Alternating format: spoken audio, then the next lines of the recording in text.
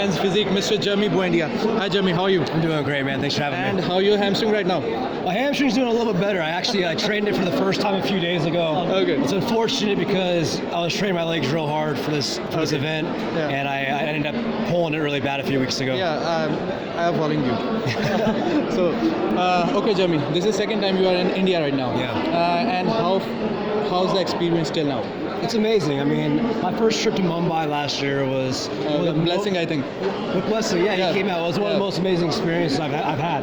You know, the fans out here, you guys are so passionate, so enthusiastic, and you guys really make me feel like a superstar out here. You know, you are a superstar. And it means the world to me, man. It really does, because, you know, back in the U.S., you know, we don't necessarily get that recognition that we do out here, and, you know, we work so hard as athletes, and, you know, we're professional athletes, and to get that recognition by the India fans, it means the world to all of us. Okay Jeremy, so what was your intention behind retirement? My intention behind my retirement was simply the fact that, you know, at this time in my career, I'm not able to perform at my absolute best. Last year, I competed because I'm a warrior, I'm a competitor. And after you have gone through a pec surgery, I think. After I won my fourth Olympia, my whole intention was to go after number 5. And after injuring my pec, the doctors told me that there was no way I was going to compete. Like, you're not going to work out for 9 months. Oh. I go, what do you mean an Olympia isn't 9 months? He goes, well, you're not doing Olympia this year. You know, that was, when he told me that, it was gut-wrenching. It hurt. I drove home, I called my dad, and I was in tears. You know, like, getting number 5 was the whole intention behind the tattoo. You know, was to get that cross tally.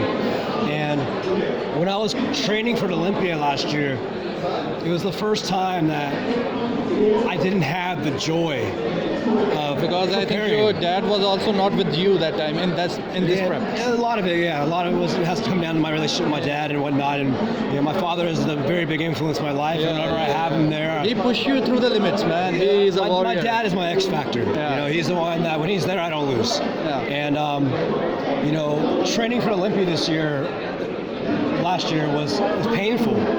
And it wasn't enjoyable. You know, when I go to the gym and I train, that's what I love to do.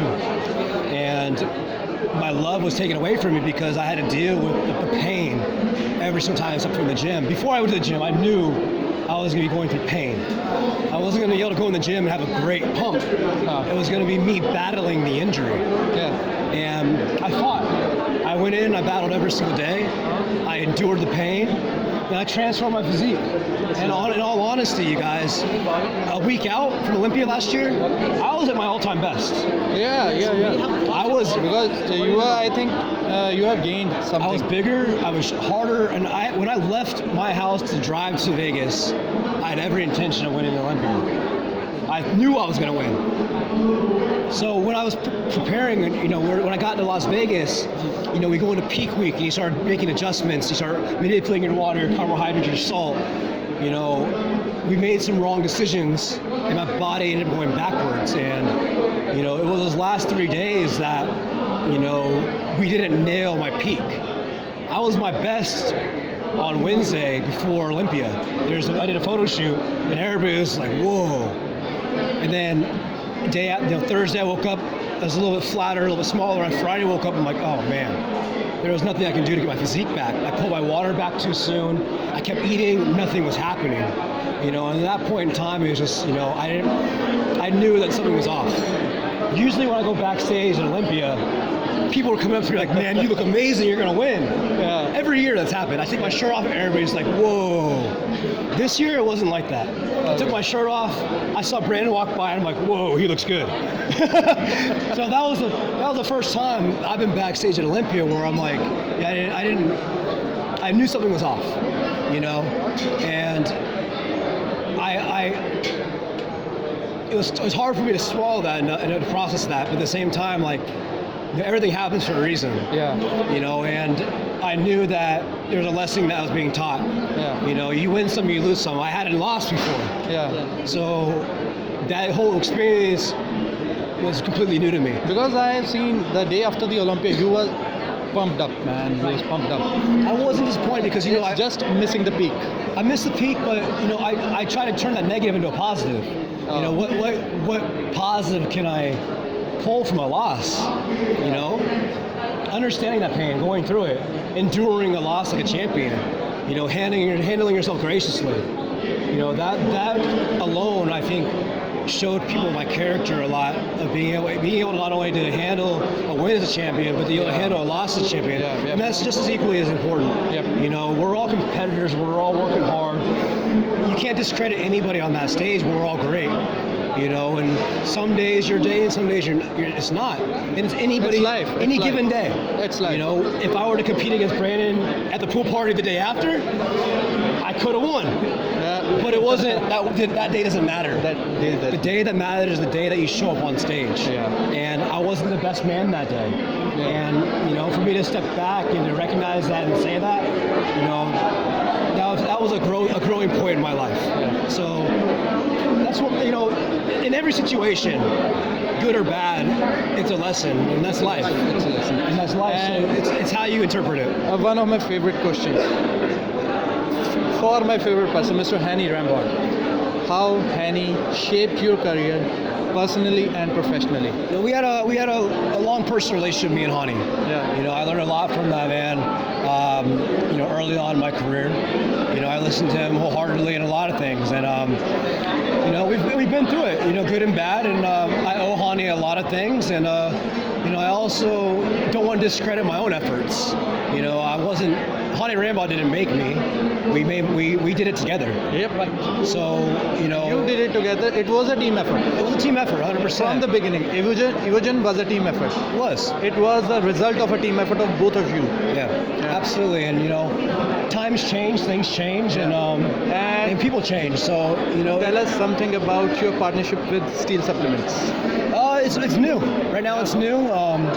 You know, I'm trying to see how the synergy is working between myself and Steel and Jason Huh and their team of athletes. I feel Steel is a very solid brand that has superb products on the market.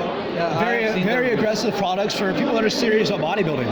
And that's why I align myself with them. My audience is, you know, they look to me for advice on bodybuilding, and I feel Steel Supplements is a brand that I can relate to, my audience can relate to, and it's results driven. I would never align myself with a brand that is not good.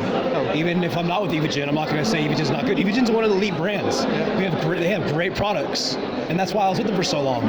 You know, that's why I took my time to figure out who I was going to be with next, and you know, aligning myself with Steel and the right people, it seemed like the right fit at this time.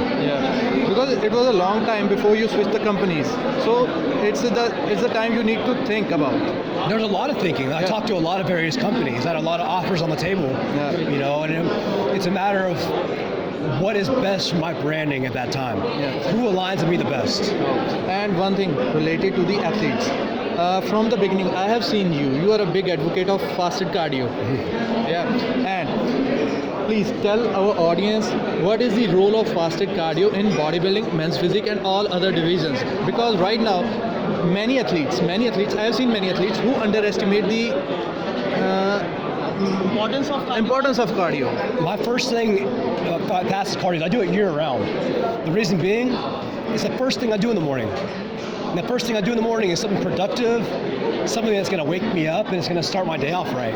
You know, you're never going to wake up, go do cardio and then feel worse afterwards. You're never going to wake up, go do cardio and feel tired afterwards. You're going to wake up, do your cardio and be motivated. So that psychologically, that's important. Physically, it's going to increase your metabolism. It's going to help burn off whatever remaining glycogen is in your body from sleeping, and then it's going to start pulling from the next source, which is your stored body fat. So the best way is stripping that body fat, speeding your metabolism up, and not only that, but it's going to make you hungrier. So you guys are in your off season, incorporate cardio. That way you can eat more food. The more food you eat, the bigger you can grow. If you eat too much food and you don't do cardio, you're going to end up getting fat. So what I like to do is I like to eat as much as possible, and I'll keep doing more and more cardio to make sure that I don't get too fat. And I pull back. When I see my body fat going up, I might pull my food down and up my cardio, or vice versa. So I have a last question. It's not a question. You are inspiration for many of us in India. So do you have any message for the athletes competing tomorrow? Enjoy it. Love this sport. Have fun. if you aren't enjoying it, what's the point? You know, there's so many opportunities out there for you guys. You know, India is just scratching the surface of the bodybuilding industry and health and fitness. There's a lot of talent out here. You know, take advantage of social media, take advantage of the opportunities that are there for you. I have an athlete here from India, his name is Ajay. From Australia? He's from Mumbai. He studied in Australia. Oh. He did one of my shred challenges and he won last year. Yes. And instead of taking the cash, he saw the value in Of training coming with you. out. I flew him out to Los Angeles. He stayed with me for 4 days, and I taught him a lot. He learned about social media, about the industry, proper training, proper nutrition, and not only that, but the mindset that you got to have when you approach your day. You know, he knows what it takes to be a champion because he lived it with me for 4 days. He saw what it took.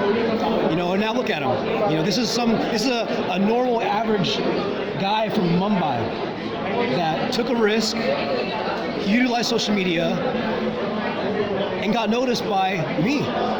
You know, and next thing you know, he's in Los Angeles. He used to be watching my YouTube, now he's on my YouTube with me, and we developed a relationship. You know, and that's what life's about, developing relationships with people. And now look, he got flown from Australia to New Delhi to be here with me. He's not even pro, and he had his whole trip. He had his whole trip taken care of, all of it paid for. And he's traveling the world with JEREMYBUENDIA. You know, that's great. Not only that, but he's my friend now. So just think about the opportunities that you can have if you guys apply yourselves, take risks. You know, but not only that, but execute. AJ, this wasn't a gift to him. He wasn't just handed this. He worked hard for it, and he proved himself. I wouldn't be associating myself with AJ if he didn't show me his dedication, his hard work. It's proven, and because he proved it, I can trust that anything he sets his mind to, I can back it up because he's going to represent it in the right way. Thank you, man. Thank you for inspiring us. Thank you for inspiring us. Definitely, guys. Thank you.